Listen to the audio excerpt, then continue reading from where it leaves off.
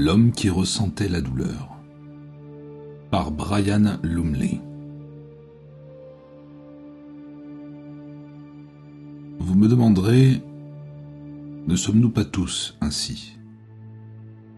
Oui, je répondrai, nous ressentons tous la douleur, la nôtre, et peut-être un peu celle de nos proches, mais rarement celle des autres. Nous ne ressentons pas physiquement la douleur des autres.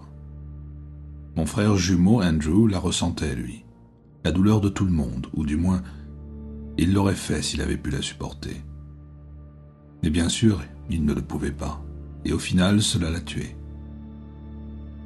Oui, et maintenant cela me tuerait moi aussi, sauf que j'ai l'intention de me mettre très très loin de tout cela. Alors, qu'est-ce que je veux dire quand je dis qu'il pouvait ressentir la douleur de chacun? Est-ce que je veux dire qu'il était un homme de Dieu compatissant envers les autres? Un homme qui se torturait à cause des luttes et troubles du monde? Qui ressentait la folie et la frustration des hommes s'entre-déchirant et s'entre-tuant pour leurs querelles mesquines et leurs guerres? Eh bien, il est vrai qu'il était jusqu'à un certain point, mais ce n'est pas ce que je veux dire. Je veux dire qu'il représentait le prochain bond en avant dans l'évolution de la race humaine. Je veux dire qu'il appartenait à cette minuscule fraternité du temps que forment les véritables génies. Sui generis, en vérité, jusqu'au jour de sa mort. S'il était apparu sur les rives de quelque océan primordial, il aurait pu être le chaînon manquant, où il y a 5 millions d'années, le premier homme singe a utilisé une branche pour faire rouler des pierres jusqu'à sa prochaine proie. Ou, 1 million d'années plus tard, celui qui utilisa le feu pour la cuire. Ou encore, il y a à peine 2 millions d'années, celui qui employa les premiers troncs roux pour faire rouler un mégalithe d'avant en arrière, devant l'entrée de sa caverne. Tous furent des progrès, et Andrew en était un lui aussi, sauf que lui, c'était un bond en avant. Car si nous ressentions tous la douleur des autres, alors il n'y aurait plus de guerre, plus de cruauté et plus aucune forme de souffrance, et nous pourrions enfin nous consacrer à la véritable raison de notre présence ici. Nous interroger sur le sens de notre existence, prendre soin les uns des autres, et poursuivre notre route où qu'elle nous mène. J'y ai beaucoup réfléchi. Ici, là où l'espace et le temps me manquent pas pour penser. Et mes pensées ont été multiples. Il y a ces petits buissons verts dont j'ai oublié le nom, dont les feuilles ovales poussent une rangée serrée, d'une précision mathématique le long de leurs tiges. Si vous tenez une allumette allumée sous l'un d'eux, toutes ces feuilles se referment, et pas seulement sur ce buisson-là, mais sur tous ceux de la même espèce alentour. Un mécanisme de réaction d'une complexité étonnante, créé par la nature ou par Dieu si vous êtes croyant, et transmis à travers la sève, les fibres, les branches, les racines et peut-être la terre elle-même. Complexe, et pourtant simple quand on sait comment cela fonctionne. Un tour dans la manche d'un buisson. Dans l'océan, il existe des polypes, des organismes parfois immenses composés d'innombrables unités minuscules, chacune ayant sa propre vie. Et lorsque l'un d'eux est mordu par un poisson prédateur, toute la colonie se rétracte aussitôt dans la sécurité de son rocher alvéolaire ou de son ancrage. La nature a permis à chacun de ressentir la douleur des autres, pour assurer leur survie. Mais offrir un tel don à un corail, une méduse, un polype? Si cela peut être fait pour des créatures aussi humbles, alors pourquoi créer l'homme et le laisser livrer à lui-même? C'était forcément inviter le malheur. Ainsi, Andrew représentait le pas suivant, car à sa naissance, la nature lui avait transmis ce don. Sauf que je l'ai vu à l'œuvre. Et je sais qu'en vérité, c'était une malédiction. D'ici haut, je regarde la Terre tourner loin en dessous, cette belle planète bleue et verte, qui lentement mais sûrement est en train de me détruire. Et je me souviens presque exactement dans la façon dont tout a commencé. Et je n'ose pas penser à la façon dont tout cela se terminera. Notre mère était américaine, notre père anglais, et nous sommes nés en août 2027, à Lyon, en France, où se trouvait alors le quartier général de l'ESP, le Programme spatial européen. Nos parents y travaillaient tous deux, elle en tant que technicienne informatique, et lui comme instructeur et pilote d'essai astronaute. Il était allé dans l'espace à plusieurs reprises durant la décennie de notre naissance, et dut renoncer quand la technologie dépassa ses capacités. Dommage qu'il n'ait pas eu le génie mental de maman, son cerveau fait pour l'informatique. Quoi qu'il en soit, il occupe désormais un poste de bureau dont il prendra sa retraite à contre-cœur dans 5 ou 6 ans. Je suppose qu'il était naturel qu'Andrew et moi voulions devenir astronautes. Lorsque notre père achevait sa carrière, nous étudions déjà intensément les mathématiques, l'informatique, l'aéronautique et l'astronautique. Tout ce qui touchait au vol spatial. Et, comme les jumeaux que nous étions, 2 poids dans une gosse, nos performances se suivaient de près. Si j'étais premier de la classe dans un trimestre, Andrew me dépassait le suivant, et inversement. À 19 ans, nous pilotions les navettes de l'ESP, l'un comme pilote et l'autre comme copilote, selon la mission, ou parfois en simple membre d'équipage. Et à 21 ans, nous avions déjà fait l'aller-retour vers la base lunaire, toujours ensemble.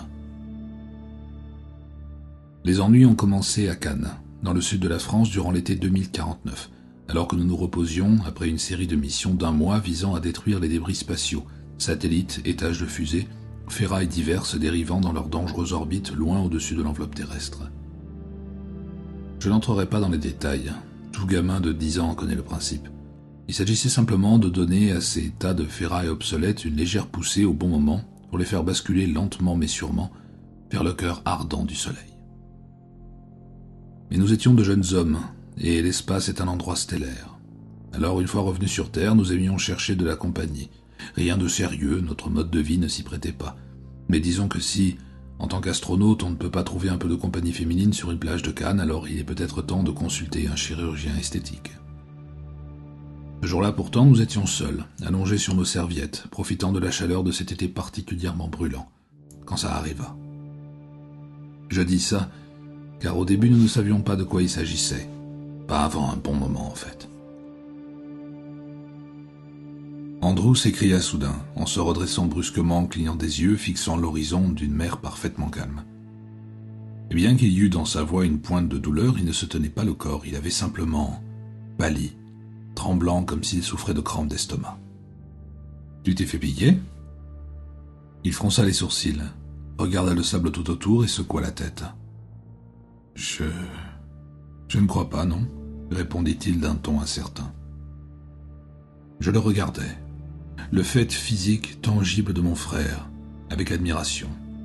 Ce qui était agréable car je contemplais une image meilleure que celle du miroir. Andrew, avec sa tignasse noire et brillante, ses yeux bleus, ses traits nets et solides et son corps d'athlète. Combien de fois m'étais-je demandé, suis-je vraiment aussi beau que ça ? Mais quelques minutes plus tard, sa douleur inexplicable fut oubliée, et un pêcheur au harpon sortit de la mer brandissant un poisson argenté transpercé en plein crâne, mort, raide, sur sa lance. Il retira ses palmes et s'éloigna fièrement sur la plage avec sa prise. Et Andrew le suivit du regard, toujours en fronçant les sourcils. Voilà. Cette première fois. Après cela, les douleurs se firent plus fréquentes et plus fortes. Des petites piqûres, des élancements, des brûlures, des crampes, parfois de véritables tourments qui le faisaient vomir sans aucune raison apparente. Aucun médecin ne trouvait rien, son corps était en parfaite santé, mais nous savions tous deux qu'il y avait quelque chose de terriblement anormal.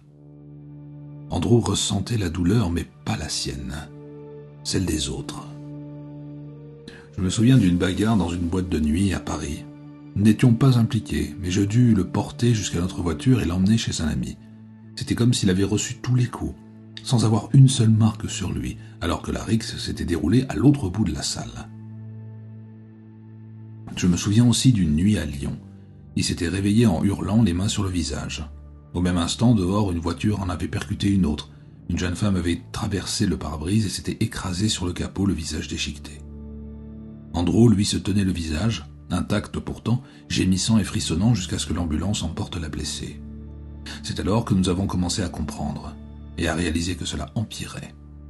Il n'était donc pas surprenant qu'il ait fini par craquer. Son effondrement mental venait de là. Il savait désormais qu'aucune aide ne pourrait jamais le délivrer, qu'il était condamné à ressentir la douleur de quiconque souffrait, la douleur de tous. Et c'était bien cela. Il ressentait la douleur, des piqûres d'insectes mourants jusqu'aux agonies atroces de la mort humaine. Mais au moins, une fois la chose identifiée, nous pouvions l'expliquer aux médecins. Ils n'ont pas mis longtemps à vérifier. Et je n'ai jamais vu autant d'hommes intelligents terre à terre paraître aussi désemparés. Comment soigner la douleur d'un autre? Comment guérir la souffrance d'un membre brisé quand ce membre n'est pas cassé? Des analgésiques non addictifs, bien sûr. Ah oui, cela ne servait à rien. La douleur ne venait pas de lui, elle venait des autres. Rien qu'on puisse mettre dans son corps n'y changerait quoi que ce soit. Pire encore, même en apaisant les véritables blessés, cela ne le soulageait pas. Eux croyaient que la douleur avait disparu, anesthésiée. Mais la cause restait là. Et Andrew, lui, la sentait toujours. Le mal progressait rapidement, aussi vite que son état se dégradait. Bien sûr, il n'était plus question pour lui d'aller dans l'espace. Ou bien, peut-être que si. Une fois son mal admis, les médecins de l'ESP acceptèrent une idée que j'avais proposée, et ils la soutinrent. Depuis 7 ans, nous utilisions des satellites habités pour l'observation météorologique. Rien de plus fiable que l'œil humain, rien de plus précis qu'un cerveau attentif. Avec la couche d'ozone qui s'effritait, les calculs informatiques devenaient de simples conjectures. Mon idée était simple. Andrew passerait 2 mois isolé dans un satellite, le temps de se reconstruire entre 2 descentes en enfer, et de donner aux chercheurs un répit pour étudier son cas. Si cette chose provenait de l'espace, il fallait l'étudier dans ce contexte. Il fallut négocier. Les dirigeants du programme n'aimaient pas envoyer des hommes affaiblis, mais entre les médecins, nos parents et moi, nous les convainquîmes. Andrew devint observateur et conseiller météorologique mondial, WWONA, et nous passâmes 3 mois à le remettre sur pied, corps et esprit, et ce ne fut pas facile. Cela impliquait des semaines dans les endroits les plus déserts du monde, déserts brûlants, banquises, forêts canadiennes, landes écossaises battues par les vents, puis les plages abandonnées de Chypre, ravagées depuis longtemps par l'amincissement de l'ozone. Là-bas, aucune Vénus ne naissait plus de l'écume à Paphos. Nous parlions, nous nous entraînions, et Andrew retrouva peu à peu sa stabilité. Loin des souffrances humaines, il allait mieux. Mais en même temps, il devenait conscient d'un phénomène inquiétant. Le PE s'effondrait, le proximity effect, l'effet de proximité. Autrefois, la douleur devait venir d'assez près. À présent, elle venait du monde entier, atténuée mais perceptible. Il la sentait comme le grondement de la mer dans un coquillage, un tumulte lointain qui se rapprochait lentement. Et ce n'était pas tout. Il devenait aussi plus sensible à la souffrance de petites créatures. Un jour, un immense nuage de papillons migrateurs épuisés s'effondra dans la Méditerranée, et Andrew suffoqua avec eux. Il ressentait le spasme du coquillage happé par l'étoile de mer, la brûlure de la méduse échouée qui se desséchait au soleil. Il voulait retourner dans l'espace à tout prix. Mais il n'en eut jamais l'occasion. L'explosion de Fatou Iva dans les Marquises fit la une de tous les journaux, sur tous les écrans du monde. 2 lancements étaient prévus ce jour-là. Le premier, une équipe française en mission vers la station orbitale lunaire. Le second, Andrew, en destination du satellite WSAT-3. Mais l'équipe française n'a jamais quitté le sol et Andrew n'a jamais embarqué. Nous étions à 1 kilomètre à peine quand la fusée a explosé et mon frère jumeau a ressenti dans sa chair la brûlure de chacun de ces malheureux qui brûlaient vifs. Si tous étaient morts instantanément, cela aurait été terrible. Mais 3 d'entre eux en flammes ont réussi à s'éjecter et Andrew a brûlé avec eux. Les toubibs l'ont repris en charge. Puis ils ont fait venir les psys aussi. Je me suis retrouvé exclu. À présent, c'était aux spécialistes d'agir parce que je ne pouvais plus l'atteindre. Il était rentré à l'intérieur et n'en ressortirait pas de sitôt. Nous étions jumeaux et je l'aimais. J'aurais très bien pu me disloquer moi aussi, si les vieux ne m'en avaient pas empêché. Mais ils ne m'ont pas laissé faire. Mon père me dit un jour « Vous avez gagné pas mal d'argent, fiston, toi et Andrew. Et c'est tant mieux, parce que ton frère va en avoir besoin. » Je sais, il y a beaucoup de bonnes âmes qui travaillent sur son cas gratuitement, mais il y a d'autres spécialistes qui ne l'ont même pas encore vu et eux coûtent de l'argent. L'argent ne dure pas éternellement, Ray. Ça va, ça vient. Si tu veux faire quelque chose pour Andrew, assurer son avenir, le mieux serait que tu retournes dans l'espace. Laisse ta mère et moi nous occuper de ce côté-ci pour un temps. L'avenir d'Andrew. Il ne leur était même pas venu à l'esprit qu'il n'en avait plus. C'était une idée qu'ils ne pouvaient pas s'autoriser à croire, alors ils ne l'ont pas cru. Mais au moins leur conseil m'a tenu debout. Je suis retourné dans l'espace, et là-haut d'où je pouvais tout voir, clairement, si clairement que je ne pensais que cela m'aidait à penser plus clairement aussi. Je me surprenais parfois à me demander pourquoi lui et pas moi. Nous sommes jumeaux, alors pourquoi m'a-t-elle épargné moi? Mais même là-haut, je n'avais pas de réponse. J'ai fait 2 mois sur WSAT-3 pour remplacer Andrew, puis, presque sans pause, 3 autres mois sur l'immense et incroyable roue qu'était l'orbital lunaire, à regarder les ingénieurs en EVA assembler laborieusement le miracle qui deviendrait un jour la station Titan. Et enfin, retour sur Terre. Entre-temps, je n'étais pas resté sans nouvelles. Je recevais du courrier radio codé que mon récepteur personnel décryptait sur des disques. Les vieux me tenaient au courant pour Andrew. On a trouvé un chimiste spécialiste qui a conçu un médicament pour lui, m'annonça ma mère, avec toujours ce long traînant américain dans la voix, malgré ses 30 ans d'exil. Il a des effets secondaires, cela lui démangeait la peau et lui brouillait l'équilibre, mais ça réduit la douleur et ce n'est pas addictif. Très bien pour n'importe qui d'autre, mais mon frère, mon double, l'athlète qui était mon jumeau, en privé, j'en ai pleuré. Il est sorti de l'hôpital, m'informèrent-ils joyeusement, vers la fin d'un message. Les graves intonations anglaises de mon père. Il cherche une maison au large de Land's End. Là, je séchais. Qu'est-ce que c'était que « au large de Land's End » ? J'ai ouvert l'atlas sur mon ordinateur et j'ai eu une réponse. Les îles Scilly. Mais ce n'était pas la bonne. Il y avait aussi plusieurs phares. Une fois redescendu, j'avais 3 mois de repos cumulés et de quoi les occuper. Mais d'abord, l'officier responsable du programme voulait me voir. À Lyon, je suis monté au bureau de Jean-Pierre Durand et on m'a fait entrer. Durand était un petit homme trapu d'une 50aine d'années, large comme une porte. Les cheveux grisonnants, coupés courts, de grosses mains dures et l'air très puissant. Il l'était d'ailleurs à tous les égards, mais il avait aussi un grand cœur, un homme qui aimait ses semblables. À ce moment-là, toutefois, j'en voulais à l'ESP à cause d'Andrew. Il m'avait paru trop pressé de le rayer des listes. Et peut-être que cela se lisait sur mon visage. De plus, j'étais pressé de traverser la Manche vers l'Angleterre, de descendre jusqu'à Land's End et d'aller voir mon frère dans l'ancien phare déserté qu'il avait choisi pour domicile. Alors oui, Durand était le grand patron, et alors? Je considérais ça comme une intrusion sur mon temps, et sans doute que ça se voyait aussi.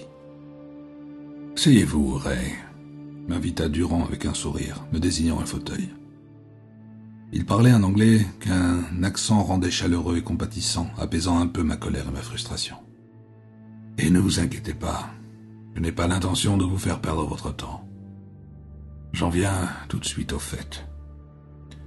Nous pensons qu'il y a peut-être quelque chose que nous pouvons faire pour Andrew, si c'est possible. » Les Toubibs ont trouvé quelque chose ? Durand secoua la tête et me montra la chaise. Je me rassis en fronçant les sourcils. Des psychanalystes ?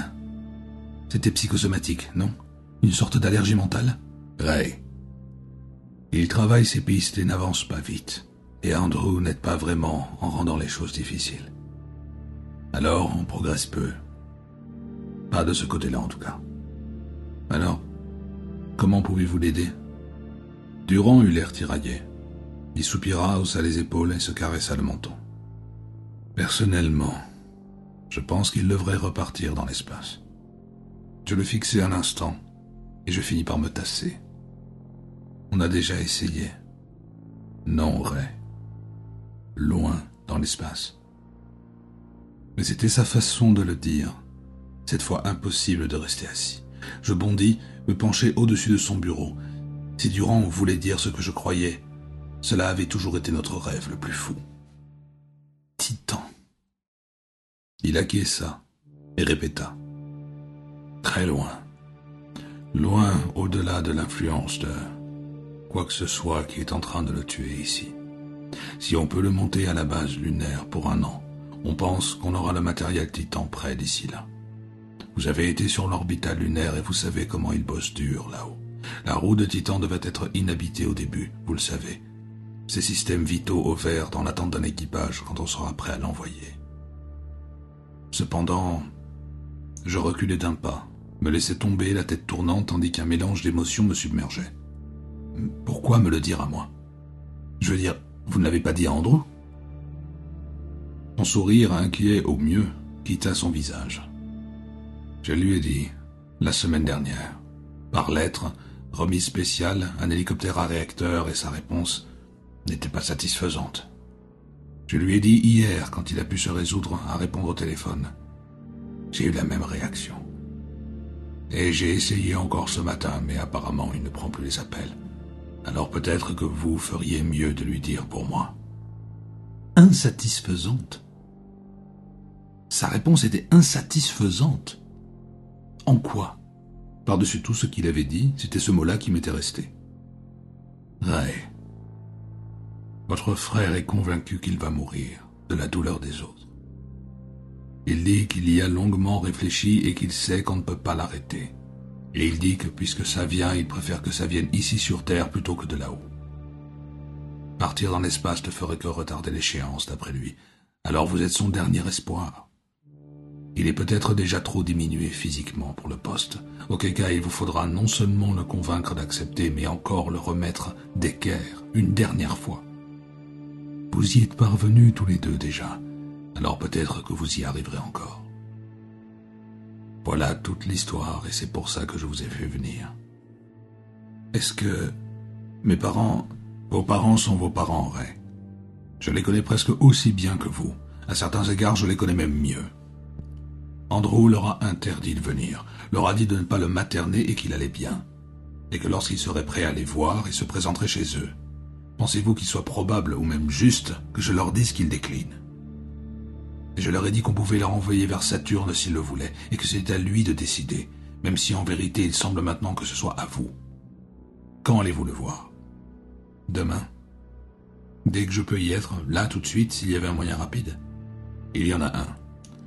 Rassemblez vos affaires, ce que vous voulez emporter, et soyez à l'hélisurface dans 1 heure. Je m'occupe des autorisations et on vous emmène en hélicoptère à réacteur. 2h30 et vous y êtes. D'accord? Bien sûr que j'étais d'accord. Je n'ai pas essayé d'appeler Andrew d'abord, ce serait une surprise, et ça en fut une. Et en chemin, j'ai parlé à mon copilote, celui qui avait apporté la lettre de Durand à Andrew sur Perrings Rock. Comment l'as-tu trouvé? Josh Berten était belge et pilote d'hélicoptère pour l'ESP depuis aussi longtemps que je m'en souvenais. Je le connaissais personnellement et il connaissait notre histoire. Andrew n'était pas au milieu de sa forme. Tu sais pourquoi il a acheté le rocher, bien sûr. Ah oui. Mais des kilomètres au large, pas de gens, pas de douleur. Pas trop, en tout cas. Oui et non.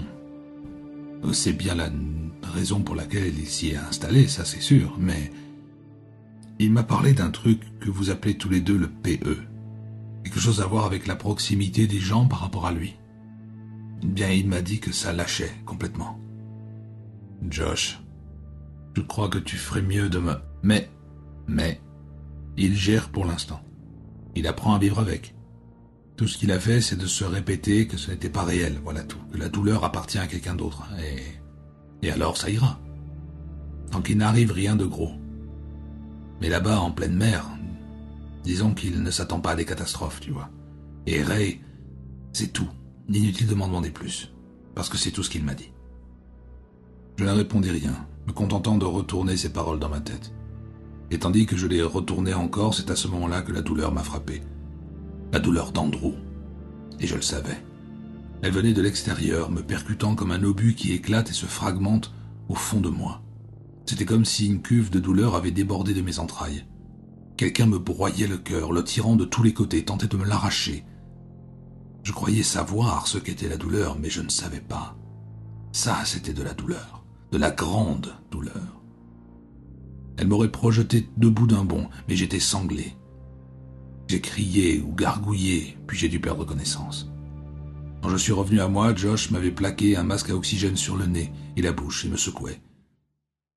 Il avait passé l'hélico en pilotage automatique et il était blanc comme un linge.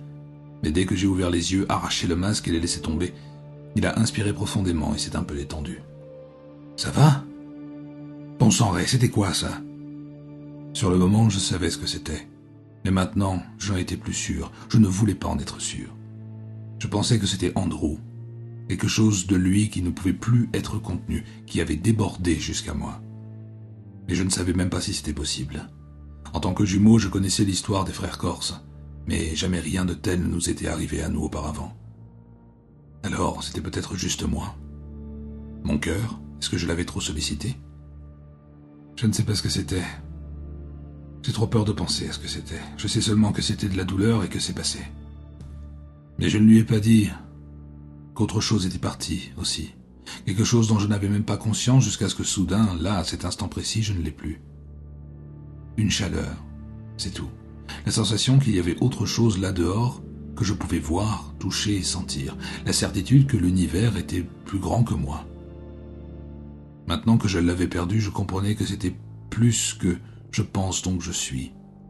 Peut-être que c'était nous pensons. Mais à présent, il n'y avait plus qu'un vide, plus rien dehors que le monde, l'espace et toutes les autres étoiles et les mondes qui les accompagnent. Et pour la première fois de ma vie, j'ai connu la solitude. Même avec quelqu'un juste à côté de moi, j'étais seul. C'était la mi-septembre, encore doux mais très humide, et le brouillard s'étendait comme un linceul lacté sur l'océan où Beringsrock jaillissait des eaux grises comme un point à demi fermé. Son index phare pointé vers le ciel de plomb, Beringsrock était le plateau en pente, un acre et demi, d'une montagne noyée s'élevant de 20 à 25 mètres au-dessus de la mer. Le phare construit au point le plus haut de la pente. Il y avait à l'ouest, à l'abri de notre trajectoire d'approche, une minuscule anse en feston et une plage, et de notre côté du phare, une zone plaque marquée des habituels motifs d'hélisurface. Comme 90% des phares, le rocher avait été abandonné avant le tournant du siècle, quand les radars super high-tech SkySpy et WSAT les avaient rendus définitivement obsolètes. Mais vu comment celui-ci avait été bâti, la mer ne le reprendrait pas de sitôt. Et le désert, l'endroit paraissait aussi solitaire que moi désormais. Sauf qu'à l'atterrissage, je vis que ce n'était pas tout à fait vrai. Ou bien je vis quelque chose qui me le fit croire. C'était Andrew, en personne, penché sur la rambarde du balcon circulaire du phare, nous faisant signe à travers le souffle de nos turbines à atterrissage.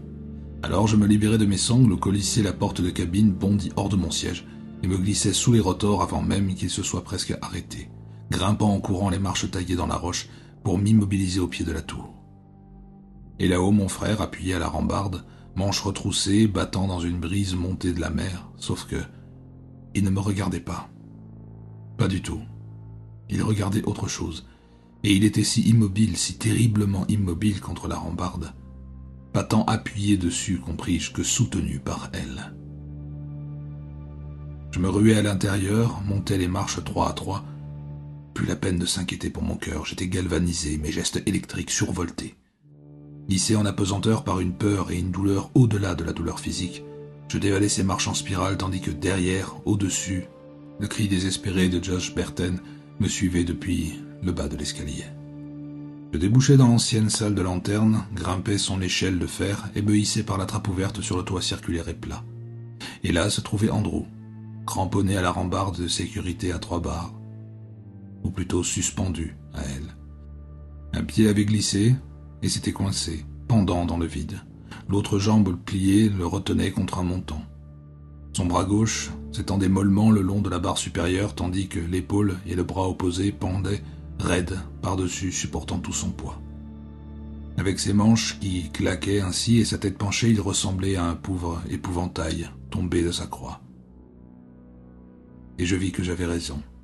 Il ne nous avait pas regardés en arrivant, mais fixait autre chose là-bas sur la grève qu'il contemplait d'un œil mort depuis que sa douleur ultime, mortelle, s'était tendue vers moi et m'avait fait perdre connaissance durant le vol. La brume s'était un peu échancrée et je pouvais à présent la voir moi aussi, là sur l'étroite bande de galets, une baleine échouée avec 3 longues balafres cramoisies à travers l'échine, où l'hélice d'un paquebot lui avait brisé le large dos. Le sang pulsait encore très lentement à présent par à-coups, au-dessus des goélands tournoyés en criant leur excitation, pareil à des vautours, attendant que la dernière étincelle vacille et s'éteigne. Au large, une femelle et son petit se tenaient à distance et soufflaient, et il me sembla que par-dessus ma propre douleur, je pouvais sentir quelque chose de la leur aussi. Jusqu'à ce que, comme une eau glacée dans mon dos, me vienne la révélation que je pouvais réellement sentir, et que je comprenne enfin que je compensais la perte d'Andrew. C'était il y a 3 mois, et depuis j'y ai beaucoup réfléchi ici, où il y a tout le temps et tout l'espace pour penser, et mes pensées ont été multiples. Je regarde la courbe du récif qu'est le Japon apparaître à la lisière du puissant Pacifique, et tandis qu'il se rapproche en glissant, je peux désigner un doigt tremblant la baie précise où, à ces moments, les dauphins sont encore massacrés par milliers. Je sens l'onde de choc de l'agonie humaine quand des bombes explosent en Zambie, alors que le continent africain défile si loin sous mes bleus d'observation que mes yeux n'en perçoivent que la beauté. 1 million de bébés naissent et leur mère crie, et 1 million d'hommes meurent. Mais chacun ne ressent que sa propre douleur, tandis que moi j'en ressens une part de toutes, et à chaque révolution j'en sens davantage. 9 mois encore et Saturne m'attend, là-bas, au-delà de la douleur du monde. Mais il m'arrive de me demander, le ressac du monde finira-t-il par m'atteindre jusque-là? Ou bien aurais-je déjà repris la route, plus loin, vers les étoiles, avant cela? Parfois je me demande, y a-t-il d'autres hommes, d'autres êtres là-bas dans les étoiles? Et parfois je prie pour qu'il n'y en ait pas.